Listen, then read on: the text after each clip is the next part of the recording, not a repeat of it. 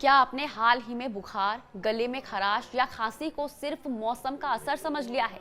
क्या आप भी सोचते हैं कि कोरोना अब पूरी तरह से खत्म हो चुका है? तो ठहरिए और ये खबर ध्यान से सुनिए।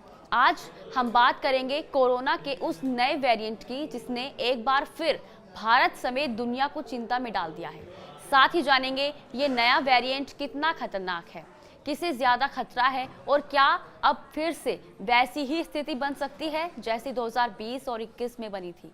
नमस्कार, स्वागत है आपका। न्यूज़ 18 देख रहे हैं आप। मैं हूं आपके साथ ईशा खान। कोरोना वायरस फिर से लौट आया है। संख्या कम है पर चिंता बड़ी है। 26 मई 2025 तक भारत में 1047 सक्रिय कोविड मामले दर्ज किए गए हैं। पिछले हफ्ते यानी 19 मई को ये आंकड़ा सिर्फ 257 था, यानी एक हफ्ते में 750 से ज्यादा नए केस सामने आए हैं। दिल्ली, केरल और महाराष्ट्र इस बार भी हॉट स्पॉट बनते दिख रहे हैं। केरल, महाराष्ट्र और दिल्ली ऐसे राज्य हैं जहां पिछले एक हफ्ते में सबसे ज्यादा नए मामले रिपोर्ट किए गए हैं। बता दें, दिल्ली में 100 से ज्यादा एक्टिव केस हैं। दिल्ली सरकार ने कोविड-19 को लेकर एक एडवाइजरी जारी की है। एडवाइजरी में कहा गया है कि अस्पतालों को बेड, ऑक्सीजन, एंटीबायोटिक्स, अन्य दवाओं के साथ टीके की उपलब्धता के मामले में तैयारी सुनिश्चित करनी चाहिए और सभी उपकरण चालू हालत में होने चाहिए।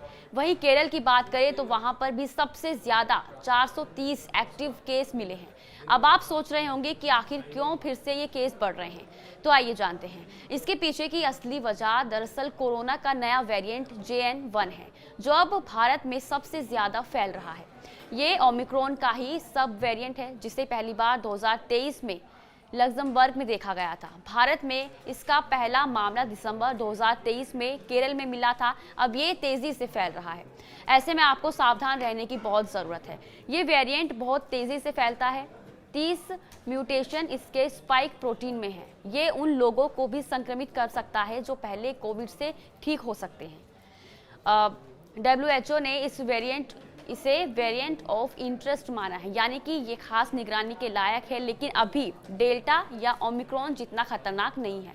हालांकि इसका संक्रमण फैलते ही रफ्तार जरूर चिंता बढ़ा रही है। इस वेरिएंट के लक्षण सामान्य वायरस जैसे ही हैं।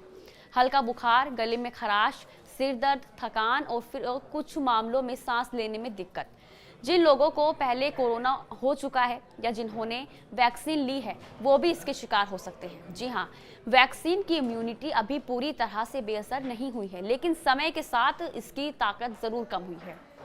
JN.1 का असर उन लोगों पर ज्यादा दिख रहा है जो बुजुर्ग हैं और बूस्टर डोज नहीं ली है, जिनकी इम्यूनिटी कमजोर है, जैसे कि कैंसर, HIV या क्रोनिक बीमारियों वाले लोग। 1 साल से कम उम्र के बच्चे भी कुछ देशों में इसके केस देखे जा रहे हैं। ज्यादा ट्रैवल करने वाले लोग भी, जैसे हाल ही में नोएडा की एक महिला ट्रेन से लौटने के बाद संक्रमित मिली। डॉक्टर संचयन रॉय कहते हैं कि ये वेरिएंट तेजी से फैलता जरूर है, लेकिन घबराने की जरूरत नहीं है। वैक्सीन से बनी इम्यूनिटी अब भी हमें गंभीर लक्षणों से बचा सकती है। तो क्या हम फिर से लॉकडाउन की ओर बढ़ रहे हैं? जवाब आसान है, नहीं। फिलहाल हालात नियंत्रण में हैं। भारत सरकार ने सभी राज्यों को तैयार रहने के निर्देश दिए हैं। अस्पतालों में ऑक्सीजन, बेड और टेस्टिंग किट्स की व्यवस्थाएं की जा रही हैं। बता दें, देश भर के अस्पतालों में तैयारियां शुरू हो चुकी हैं। कोविड इंडिकेटेड वार्ड्स बनाए जा रहे हैं। ऑक्सीजन की सप्लाई स्टॉक में लाई जा रही है। साथ ही RT-PCR और रैपिड टेस्टिंग किट्स की उपलब्धता सुनिश्चित की जा रही है। सरकार ने नए टीके बनाने के लिए प्लेटफॉर्म विकसित किए हैं। अगर भविष्य में कोई नया वेरिएंट सामने आता है तो सरकार के पास 2 ऑप्शन होंगे: मौजूदा टीकों की प्रभावशीलता को मूल्यांकन करना और नए वेरिएंट को टारगेट करके एक नई वैक्सीन बनाना। अब एक्सपर्ट्स भी मानते हैं कि कोविड अब पूरी तरह से कंट्रोल में है और ये मौसमी बीमारी की तरह धीरे धीरे कम होकर सामान्य फ्लू की तरह हो गया है। हालांकि कमजोर इम्यून सिस्टम वाले लोगों के लिए सावधानी बहुत जरूरी है। फिलहाल हालात गंभीर नहीं है। 2020 और 21 में वायरस नया था, तब लॉकडाउन जरूरी था और अब हमारे पास वैक्सीन है, अनुभव है और तैयारी भी है। लॉकडाउन जैसी स्थिति की जरूरत फिलहाल तो नहीं है। वहीं हिमाचल प्रदेश के कुल्लू जिले में भी अभी तक कोई नया केस सामने नहीं आया है। फिर भी स्वास्थ्य विभाग पूरी तरह से अलर्ट है। RT-PCR और रैपिड एंटीजन टेस्ट किट्स की व्यवस्थाएं की जा रही हैं। अस्पतालों में इंडिकेटेड कोविड वार्ड तैयार किए गए हैं। बात करें जोखिम की, तो बुजुर्ग, बच्चे और गर्भवती महिलाएं और पहले से बीमार लोग ज्यादा खतरे में हैं।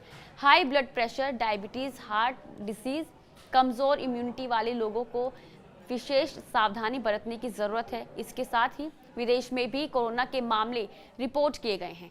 हांगकांग और ताइवान में स्वास्थ्य अधिकारियों ने अस्पताल में भर्ती होने और इमरजेंसी रूम में जाने वालों की संख्या में बढ़ोतरी की जानकारी दी है, जिससे सार्वजनिक मास्क पहनने और टीकों और एंटीवायरल दवाओं के स्टोर की कोशिश की जा रही है।